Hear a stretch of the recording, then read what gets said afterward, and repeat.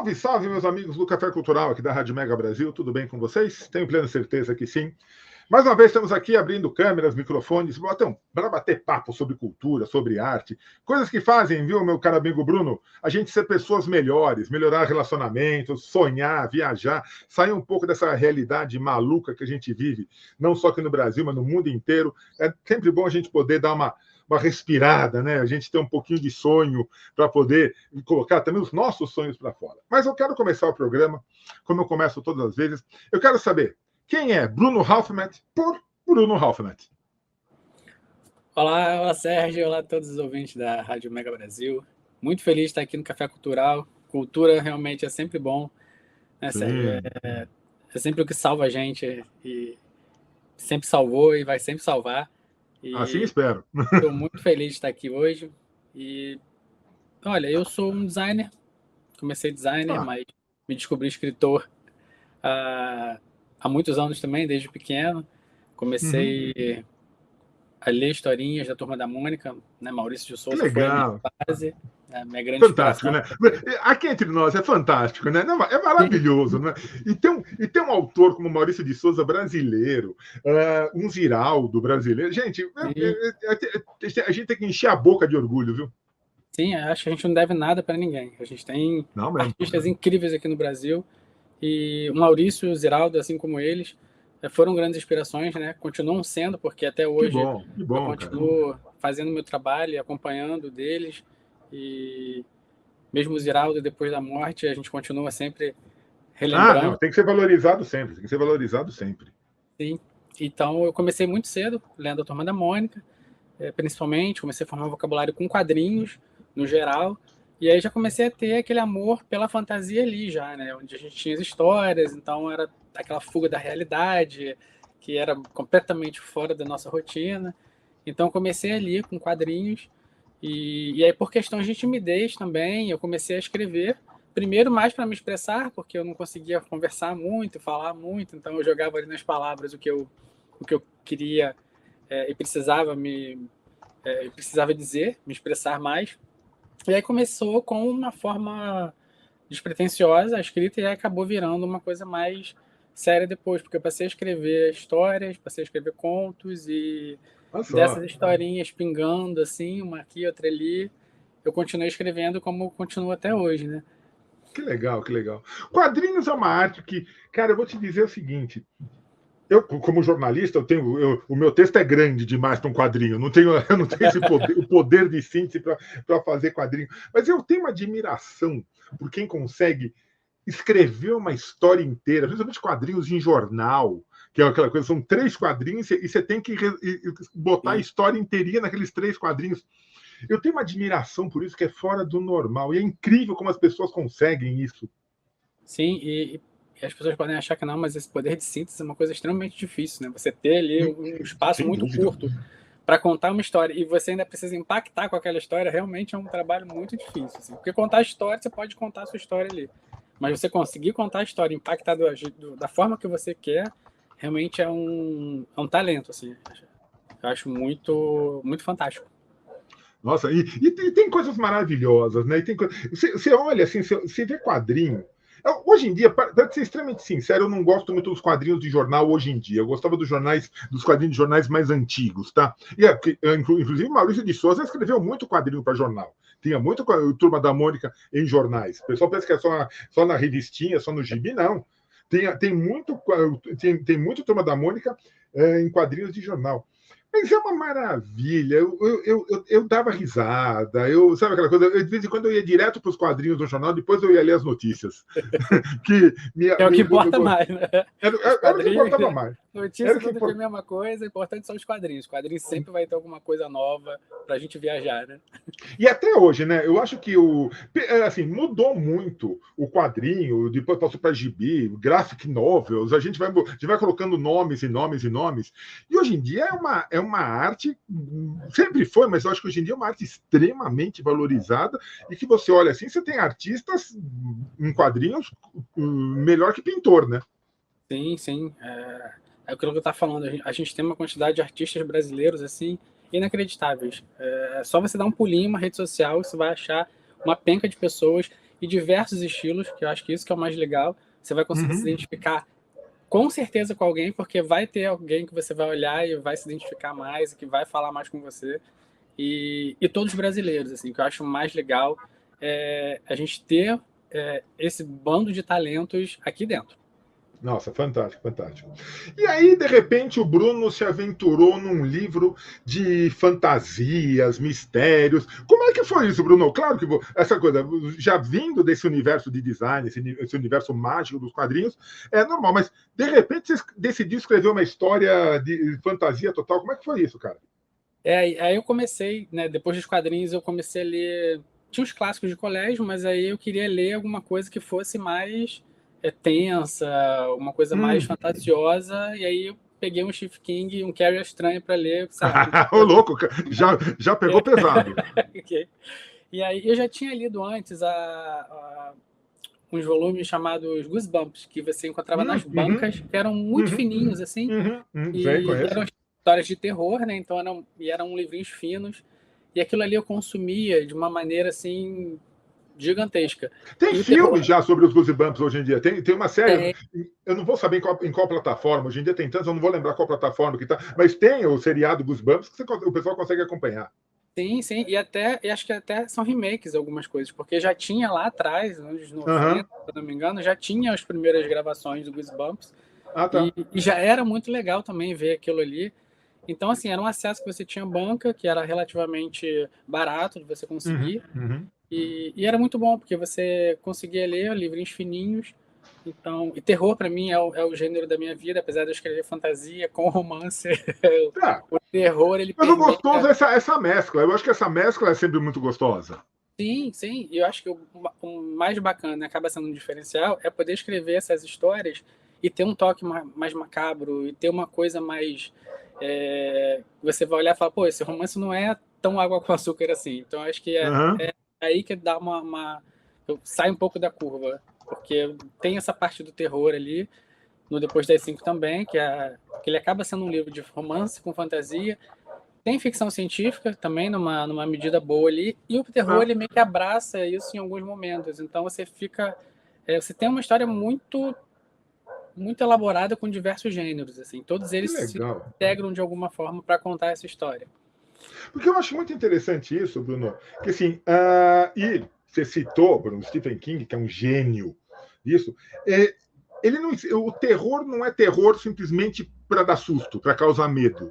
Você tem que ter uma história muito bem amarrada, você tem que ter um roteiro muito bem elaborado para poder inserir as doses do chamado terror, aonde que você vai, em qual ponto da história vai ser essa tensão que você vai colocar. Porque simplesmente você sair dando susto por aí, vira aqueles pastelão, né? Sim, acaba ficando gratuito, você não vai ter o impacto que você deseja, né? Acho que tudo é uma questão de conceito. Como é que você vai amarrar a obra, como é que você vai amarrar os personagens, como é que você vai contar essa história? Porque o terror, ele é muito mais a forma como você interpreta aquilo do que propriamente aquilo que é exposto, né? Porque sim. Tem livros aí que você vê em que o terror ele não é uma coisa tão explícita e você fica apavorado, você acha aquilo ali pesado. E tem outras coisas não, que o descritivo ele é lá explícito e você fala, tá, ok, isso aí também me mexe comigo, mas acho que não mexe tanto quanto o que eu estava imaginando numa outra história, por exemplo. O que é engraçado, esse teu gênero, ele é muito visual. Ele é uma forma que você escreve e a pessoa vai interpretando e construindo na sua mente as imagens, né? E aí fica uma coisa do outro mundo, né? Assim, pô, como que vai acontecer isso? Você não controla totalmente, né, a leitura, porque você pode descrever, você pode ter uma escrita muito, muito narrativa, muito descritiva, mas a pessoa vai interpretar do jeito que for, né? Sim, sempre. Você pode ter uma bíblia de descrição e a pessoa ainda vai enxergar aquilo ali de uma forma um pouquinho diferente, em algum ponto. E isso é uma das coisas que eu gosto de fazer nas minhas obras também. É não ter um descritivo super elaborado, exagerado, a não ser que seja realmente muito necessário, porque justamente por isso, porque o leitor ele vai enxergar aquilo ali com a lente de vida dele. Então ele tem a bagagem dele, a cultura dele, os ensinamentos dele, E isso tudo vai influenciar na forma que ele vai interpretar aquilo ali, que ele vai enxergar ou aquele cenário, ou aquela vestimenta, ou aquele personagem. Então é tudo muito... No fim das contas, você não tem esse controle. Acho que é legal você conduzir o leitor de uma forma que, ó, o caminho é esse aqui, mas eu não vou falar para ele que tem uma árvore aqui ou que tem uma moita ali. Se ele achar que em algum momento existe uma árvore ali e isso não for problema para a história, tá tudo certo. Deixa rodar, né? Sim, se isso vai enriquecer a leitura dele, a experiência dele, é isso que está valendo para mim. Que maravilha, que maravilha. Bruno, me conta um pouquinho do livro. Explica um pouquinho para a gente agora como é que é a história do Depois das 5. Dá um pouco de spoiler para a gente. Sim, sim. Depois das 5 ele surgiu em 2016, eu escrevi ele em 2016. Ele conta a história da Ivana, que é uma menina que ela só existe durante o dia. E aí ela se apaixona por uma menina que só existe durante a noite. E os dois são muito jovens ainda, então é o primeiro amor de ambos, né? Estão acabando de se conhecer. Só que o que acontece? Depois das 5 da manhã e depois das 5 da tarde é quando tudo acontece. E que é quando um surge e o outro desaparece. Então, tem um pouco de feitiço de Áquila nisso? Tem um pouquinho. Nossa, você falando me veio direto. Que, aliás, é um baita filme, hein? É um baita filme, digamos de passagem. Sim, é muito bom. E não tem o eclipse, porque o pessoal chega até me perguntar muito isso. Porque como um está surgindo e o outro está sumindo, o pessoal acha que a interseção dos dois é um eclipse, né? É o momento do dia ali, aquele determinado momento em que eles vão conseguir interagir. E não existe nada disso no livro, não tem eclipse, não tem maldição, ninguém vira bicho, nada nesse sentido. Mas o que acontece? Quando um está surgindo e o outro está desaparecendo, os corpos já estão começando a ficar, já são translúcidos, então eles não conseguem nem se tocar. E aí, nesse desespero de, meu Deus, eu tô apaixonado, meu primeiro amor, aquela coisa toda, a gente não consegue nem se tocar, eles ficam naquele desespero, né, primeiro, de poder viver esse amor, que é o que eles querem, e segundo, que é entender o que acontece com os corpos, né, porque a Ivana, que é a protagonista, ela vem de uma relação, de uma rotina muito reclusa por conta desse segredo, ela não fala isso para ninguém pode saber, só os amigos dela mais próximos é que conhecem. E aí, quando ela conhece o Dario, que é esse menino, as coisas viram de cabeça para baixo, e aí começa toda essa história. Eles moram num ambiente, numa província chamada Província de Rosedário, que é um lugar famoso por ser o único produtor de rosas com caule e folhas rosadas. E é um lugar muito belo, todo mundo conhece, e lugar pequeno, todo mundo sabe da vida de todo mundo. Então, a gente sabe como é que é a questão da fofoca, né? Tudo que você faz vai se refletir de alguma forma. O que você faz de bom, o que você faz de ruim, isso vai ser falado em algum momento por alguém, porque é uma cidade pequena e todo mundo sabe da sua vida. E aí, nesse cenário, que é um cenário muito intimista, muito acolhedor, eles vão descobrir que não é um lugar tão belo assim. É um lugar muito bonito por fora, mas por dentro esconde toda aquela podridão, toda aquela a mentira que normalmente esse tipo de lugar esconde, né? Quando você sabe da vida de todo mundo, o ambiente, todo mundo sabe da vida de todo mundo, você sabe que, no fim das contas, é para se tomar cuidado. E a história se desenrola nesse ambiente, né? Com os dois ali descobrindo, inclusive que as famílias não se suportam, a dela não suporta dele, a dele não suporta dela. Então, e aí tem um pouquinho de Romeu e Julieta. Tem um pouquinho de Romeu e Julieta. Eu adoro isso, cara. Eu adoro isso. Quando você aproveita grandes pontos de obras clássicas, de obras já consolidadas e consegue construir a tua história. Isso é muito bom. E nada é 100% inédito. A gente tem influência o tempo inteiro de tudo, né? A gente tem influência de tudo o tempo todo. E por que não utilizar coisas que a gente gosta, que fazem bem a gente, que é família, que é familiar, e aplicar isso, né? Eu sempre falo que o clichê, por exemplo, é uma coisa que eu gosto muito de usar se for bem dosado, porque essa familiaridade acaba trazendo a pessoa para a história, acaba abraçando ela ali, Bruno. Ela acolhe a pessoa ali. É claro, eu não vou encher de clichês, eu não vou, né? Que aí realmente vai ficar uma obra rasa e sem razão. Mas quando você pega um pouquinho desse clichê ali e usa para poder conquistar o leitor e para falar, olha, esse espaço aqui é seguro, você pode ler, que tá tudo bem. E aí mais para frente você vai lá e pega ele num plot twist. Mas até então o uso do clichê, se for bem usado, É que eu acho ótimo. Não. que ele é válido, né? Então a gente tem, por exemplo, Romeu e Julieta.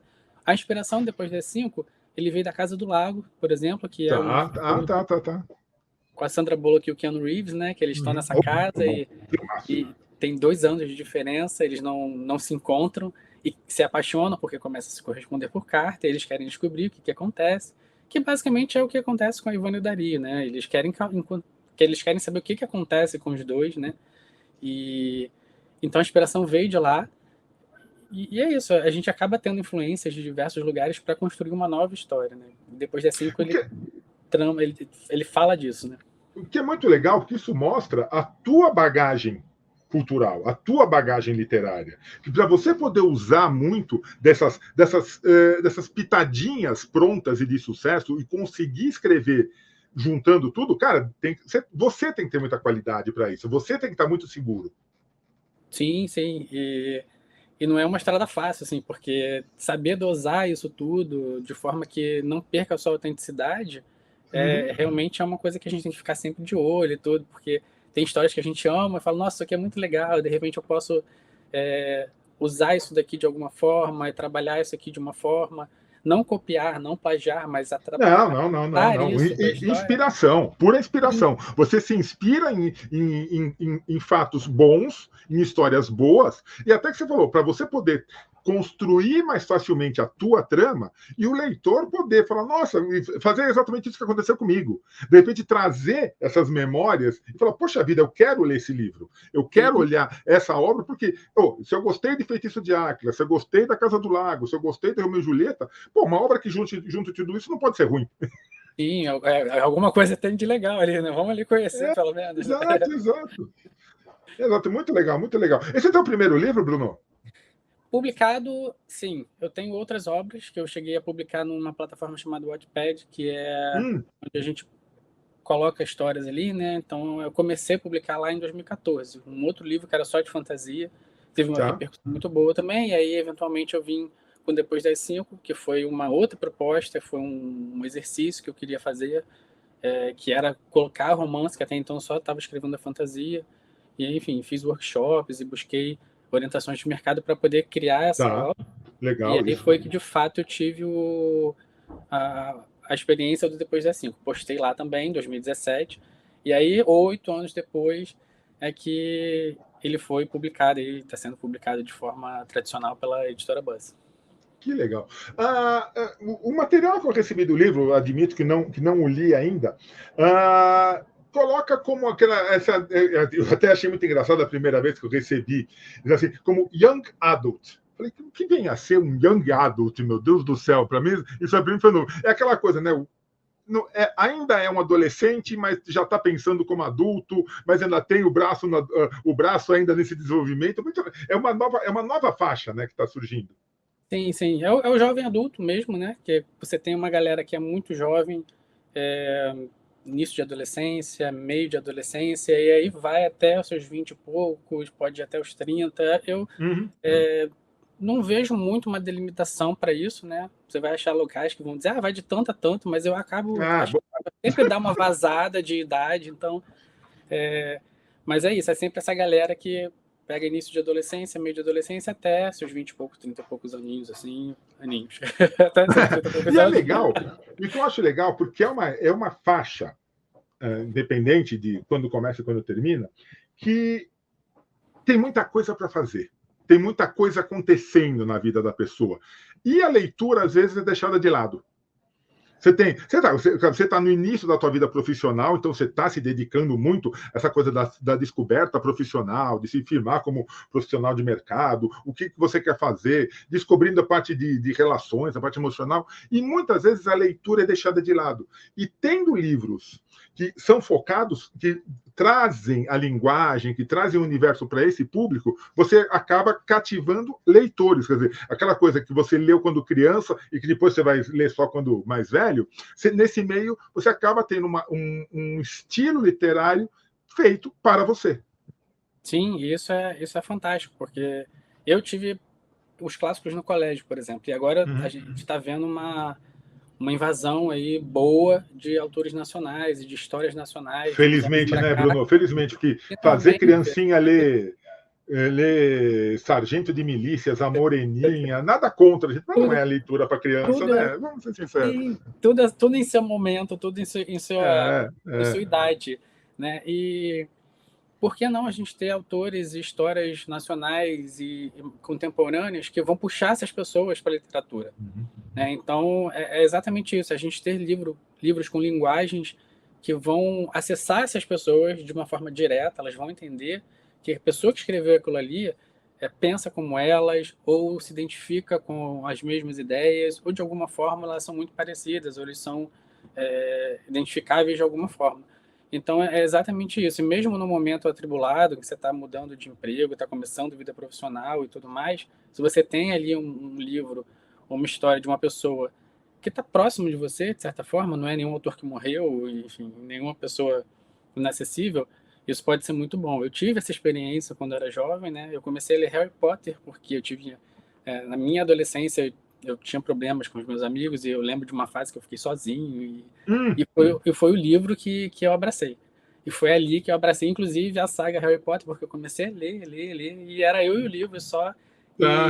E acho que todo mundo, em algum momento, vai estar sozinho ou ficou sozinho a ponto de precisar de um livro, ou enfim, ou quem não é de ler, mas vai se abraçar com alguma outra coisa. Mas o livro, de alguma forma, ele me abraçou e é isso, né?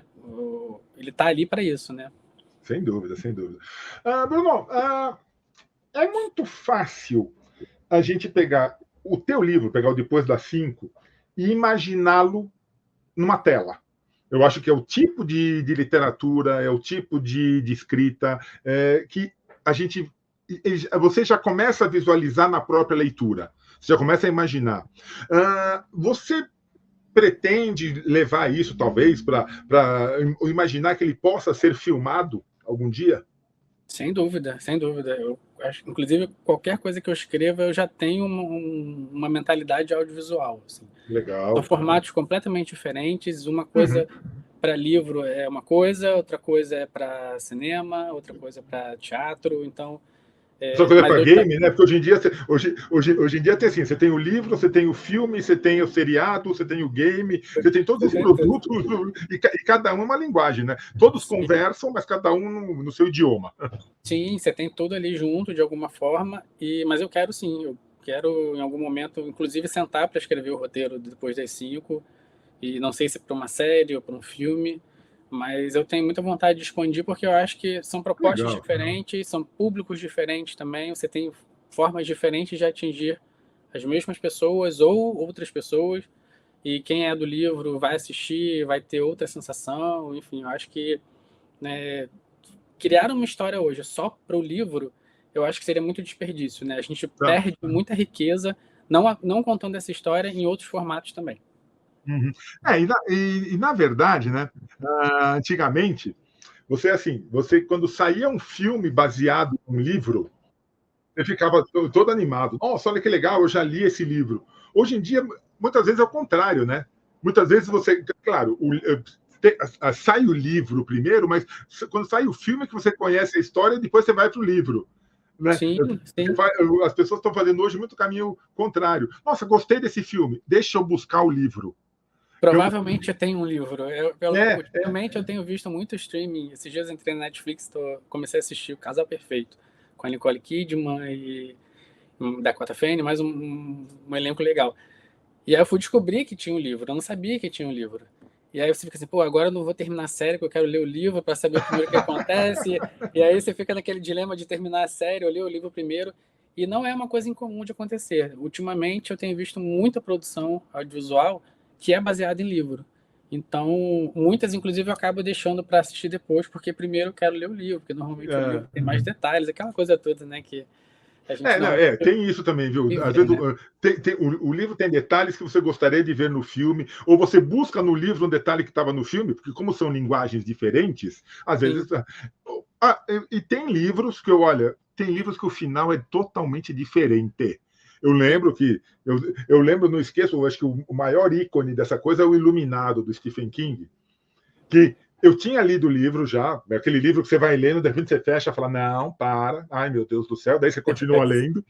E quando eu assisti o filme, eu fiquei assim, mas não é assim que termina. Daí eu voltei no livro para ver e falei, gente, é um final totalmente diferente. É incrível. Os dois fazem sentido. Mas eu falei assim, pô, como é que eles mudaram o final do livro no filme? É incrível isso. Eu acho isso muito bacana, porque você tem uma outra perspectiva, às vezes. Tem que ter, acho que a gente também, as pessoas têm que assistir de uma forma, tem que ir com o coração aberto, porque às vezes ir esperando que aquilo aconteça à risca, não necessariamente vai acontecer. Então, eu entendo que existem propostas que realmente não tem como você criar um outro final, mas existem situações em que você tem uma abertura para isso. Então, por que não criar outro final? Você vai ter Claro. duas possibilidades, você vai ter duas formas diferentes de ver a mesma história. E gera debate, sabe? Gera debate. Eu acho que, assim, sabe? Você conversa. Não é qual final foi melhor, não é uma questão de ser melhor ou pior. É assim, é gerar o debate. Poxa vida, olha só esse sentido aqui. Quer dizer, é uma questão de gerar debate, gerar expectativas, gerar emoções diferentes. Sim, e no final das contas, é o que vai te inspirar. Você gostou do livro, te inspirou? Você gostou do filme, te inspirou? Ótimo, é isso que está valendo. Se aquilo ali trouxe para você alguma coisa boa, então acho que não cabe ficar discutindo Exato. o que é melhor, o que é pior. Acho que você vai gostar de um, você vai gostar de outro. Vão ter situações no livro ou no filme, cada um à sua maneira, que vai te enriquecer. Então, por que você que está ali recebendo essas informações, você simplesmente não abraça tudo e Exato, pronto, sabe? exato, você não vai exato. perder nada. Pega tudo e abraça. O próprio Harry Potter, que você citou, se você for levar ao pé da letra, o livro é uma coisa, o filme é outra. Sim. Tem passagens que, se você procurar no filme passagens do livro, você não vai encontrar. Não tem, tá, tem não foram filmadas ali que... E tem adaptações, você fala, opa, peraí, como é que é o negócio aqui? Agora, gente, são obras sabe, iguais, mas totalmente diferentes, cada uma na sua linguagem. E agora vão refilmar o Harry Potter, né? Vai ter uma série do Harry Potter. Vai ter a série, sim, isso. Eu sei, e aí o pessoal vai comparar que a série está melhor, o filme tinha isso. Gente, é um outro produto. É um outro produto que quer saber o seguinte: a gente vai adorar da mesma forma como adorou o livro e como adoramos os filmes. Sim, e a gente tem que ver também do ponto de vista de produto, é que ele vai alcançar novos públicos. Porque o público que já é cativo, a gente que gosta da história e tudo mais, a gente vai continuar gostando. É o que você acabou de falar, a gente vai continuar gostando de uma forma ou de outra. Agora, existem novos públicos, existem pessoas chegando agora. Essas pessoas vão querer assistir os filmes, essas pessoas vão querer assistir tudo que a gente já assistiu, elas querem ver uma coisa nova, querem ser apresentadas a uma coisa nova. Então, acho que por aí mesmo. tudo é válido, assim, da gente poder ter... Bruno, me diga uma coisa. Depois das 5, vai ter depois das 6, depois das 7, depois das 8? O que vem por aí? Olha, o livro é único. Eu já pensei, tem um rascunho para uma possível continuação, mas não é uma coisa que eu ache necessária, não. Eu acho que o livro começa e termina. Ele se fecha, legal. Amarradinho, né? Tem coisas legais ali, tem coisas que eu deixo soltas propositalmente, porque eu também não gosto de deixar tudo fechado. Coisas que são importantes, elas são fechadas. Tem uma coisinha ou outra ali que eu deixo mais aberto, mas o livro, assim, ele é 100% início, meio e fim ali. Legal. Mas tem livro novo para vir? Tem. Pode haver uma continuação. Não, independente de continuação. A gente vai ler Bruno Hoffmann mais vezes. Espero que sim, gente. Espero que sim, por favor. Dê essa moral aí. Não, com certeza, por favor. A gente que pede que você continue escrevendo. Se não for depois das 5h30, escreva um novo livro, cara, porque esse estilo teu é muito legal, é muito gostoso a gente ler obras assim. Então, por favor, não pare de escrever, se joga mesmo, porque tenho certeza que vai ser muito legal. Eu tenho esses 2 livros de fantasia, que na verdade fazem parte de uma saga, que eu tenho que terminar de escrever os outros 3 livros, porque eu projetei para 5. E aí tem um que eu estou postando agora, inclusive, no Notepad, que se chama Pistache, que também é uma romantasia, né? Que é o romance com fantasia. Mas aí é outra história, né? Eu estou postando ali, mas no momento trabalhando mais a divulgação depois das 5 mesmo. Mas história para contar é o que não tem, é o que não falta. Assim, que é bom. Cabeça não para de funcionar. Não para. Isso que é legal. Bruno, conta pra gente, aonde que as pessoas encontram o Depois das 5? O Depois das 5 hoje pode ser encontrado nas livrarias, né, do Brasil. lojas versão física ou versão digital, então você pode encontrar em lojas online também. Pode dar nome aqui, pode dar nome, não se preocupe, pode falar marca à vontade aqui. Pode procurar Amazon Submarino, quem gosta de Kindle tem disponível no Kindle também, ou no próprio site da editora Buzz, né, que é o buzzeditora.com.br, mas em geral, em todos os lugares. Você pode olhar físico ou digital, você vai achar Depois das 5, ele... Inclusive está aqui, não sei nem... Mostra, aliás, bela capa, viu? Tá, né? Muito legal, né? Eu gostei muito também. Foi um trabalho que demorou uns meses para a gente fazer. Ele é todo rosinho, bonitinho. Ele tem um marcadorzinho aqui. Ele é bem... Deu um trabalhinho de fazer, a gente fazer... que ele refletisse bem a atmosfera da história, né? Que é essa coisa do intimista, uma cidadezinha do interior, que eu meio que me baseei em cidadezinhas da Itália e da França. Então, tudo legal, muito estrada de paralelepípedo, casas também muito rústicas. Então, a gente tentou reproduzir uma capa que fosse muito assim, né? Que tivesse essa... E essa cor também entre o final do dia e o início da noite, que não é nem claro demais, nem escuro demais. Né? Você tem uma coisa meio rosada, que junta com as rosas também, então acaba tendo uma... Tem tudo a ver, muito legal. Um trabalho bem legal de fazer com profissionais. E quem quiser conhecer um pouco mais do teu trabalho, quem quiser conhecer um pouco mais sobre Bruno Hoffmann, onde que te encontra nesse mundão sem porteira? Todas as redes sociais é a mesma coisa, @Bruno Hoffmann, tudo igual. Sabendo se acertar o sobrenome, tá tudo certo. Acertando a sopa de letrinhas, tá certo. Isso, acertou o sobrenome, vai me achar em qualquer lugar, porque é o mesmo @ para todos. Então, Instagram, TikTok, o próprio Wattpad, onde eu posto outras histórias, estão todos com o mesmo @. Antigo Twitter também tá lá, tudo a mesma coisa. Então, agora que voltou, né? Agora voltou o Twitter X aí, agora tá podendo, né? Eu não tô nem sabendo, eu tô tão por fora. Parece que está voltando, parece que está voltando. Vamos usar assim. Não tem como. Que vai voltar, vai, não tem como. Não tem como. Mas rede forte dessa, todo mundo aqui usa. Como é que a gente vai ficar sem Twitter? E tem que voltar com responsabilidade. A rede social tem que ter responsabilidade. Eu sempre falo, é muito legal, ótimas iniciativas, mas responsabilidade acima de tudo. Bruno, quero te agradecer demais, te parabenizar pela tua cabeça, pela tua história, pela tua trajetória. E, cara, tem o Café Cultural como um parceiro, como um aliado. Tendo novidades, tendo coisa para contar, volta aqui para tomar um café com a gente, por favor. Sem dúvida, eu estou muito feliz de estar aqui, muito agradecido pela oportunidade. Sérgio, prazer te conhecer todos os ouvintes de certa forma. Muito obrigado, viu? E sempre que quiser, só convidar que eu estou de volta. Maravilha, é isso aí. E a você que escutou mais essa edição aqui do Café Cultural, meu grande abraço. A gente volta logo com um bate-papo tão gostoso como esse. Valeu, Bruno. Abraço, até mais. Tchau, tchau.